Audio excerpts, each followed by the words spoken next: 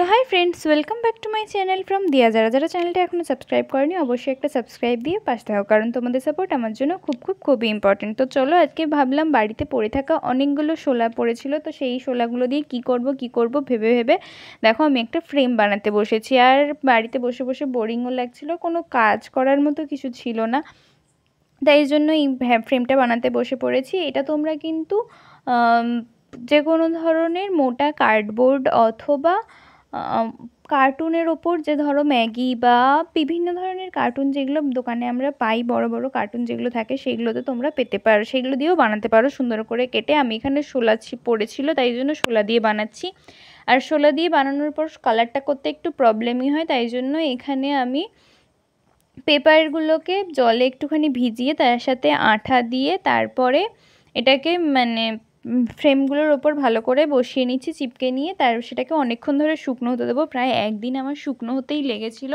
শুকনো হওয়ার পরের দিনকে দেখো আমি বসে পড়েছি আবার মূর্তিগুলো বানাতে। মূর্তিগুলো তোমাদের ইচ্ছা মতো একটা শেপ দিতে পারো, শেপ দিয়ে শক্ত কার্ডবোর্ডের উপর থেকে মূর্তিগুলো কেটে নিয়ে সেগুলোকে কালার করে নিতে পারো। আমি একটাতে দিয়েছিলাম ঢাক, একটাতে দিয়েছিলাম ঢোল, আর একটাতে দিয়েছিলাম বাঁশি। এই ধরনের মূর্তিগুলো তৈরি করেছিলাম। আর দেখো, ঢোলটা তৈরি করার জন্য আমি এখানে কফির যে কাগজের কাপগুলো হয় সেই কাপগুলো ইউজ করেছি। কাপগুলোকে জুড়ে দিয়ে খানিকক্ষণ আঠা শুকনো হতে দিলেই কিন্তু ঢোলটা একদম রেডি হয়ে যাবে। আর দেখো এখানে আমি ফ্রেমটা কালার করে নিচ্ছি। আর আমি লাস্টে যে ফ্রেমটা তৈরি করেছিলাম, মানে 3টে ফ্রেম ছিল একসাথে অ্যাটাচই, কিন্তু 3টে ফ্রেম ছিল, কিন্তু সেই 3টে ফ্রেমের মধ্যে লাস্টের ফ্রেমটাতে আর যখন ধৈর্য ছিল না, তাই জন্য কাগজগুলোকে আর জলে না ভিজিয়ে সোজাসুজি এখানে একদম চিপকে দিয়েছিলাম। আর দেখো কালার করার পরেও কাগজগুলোকে একদম ভালো করেই বোঝা যাচ্ছিল।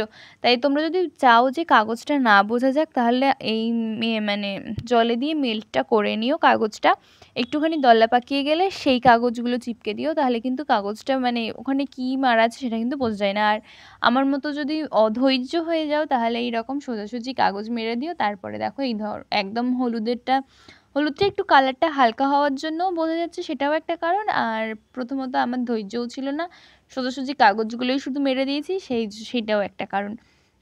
তো এখানে দেখো আমার রং করা প্রায় কমপ্লিট হয়ে গেছে আর ঢোলটাও প্রায় শুকিয়ে গেছে, তাই জন্য আমি ঢোলটাতেও কালার করে নিচ্ছি। আমি এখানে একটা রেডের দুধে আলতা কালারের একটা ডিপ শেডের কালার করে নিচ্ছি। আমার কাছে এই কালারটাই ছিল, আর এই কালারটা খুব সুন্দরও দেখতে, কালারটাও বেশ ভালো লাগবে দেখতে, তাই জন্য আমি এই কালারটা করে নিচ্ছি।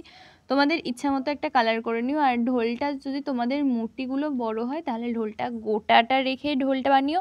আর আমার মূর্তিগুলো খুব একটা বড় নয়, ছোট ছোট, তাই জন্য আমি কাপটাকে কেটে নিয়েছিলাম। আর ওপরে যে ঢোলটা বাজানোর ব্ল্যাক কালারের এটা হয়, সেটা আমি করে নিচ্ছি।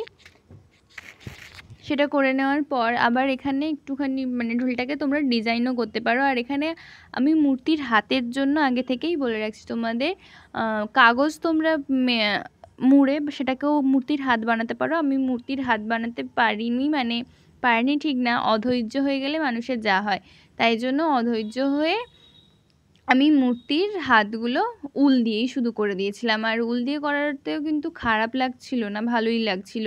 আর এখানে দেখো আমি মোটা একটা কার্ডবোর্ড মতো কাগজ কেটে নিয়েছি, তারপর ডবল গাম টেপ দিয়ে আটকে দিচ্ছি, দিয়ে এই যে সোজা একটা স্টিকটাকে আটকে দিচ্ছি, দিয়ে এইভাবে প্রত্যেকটা মূর্তি তার সাথে ডবল গাম টেপ দিয়েই আটকেছিলাম আমি। টেপ দিয়ে আটকে দেখো কি সুন্দর দেখতে লাগছে। তোমরাও তোমাদের দেওয়াল সাজানোর জন্য এই ধরনের জিনিস কিন্তু হ্যান্ডমেড বানাতেই পারো, বাড়িতে বিনা খরচায় বানাতে পারো। আর কালার তো সবার কাছে, যারা ড্রয়িং করো যারা করো না, আশা করি সবার কাছেই কালার মোটামুটি থাকে কালার। আর শুধু একটাই খরচা, 2 টাকা খরচা হবে, তাহলে এই ঢোলটার জন্য। আজকে এই পর্যন্ত, পরের দিন দেখা হচ্ছে, টাটা।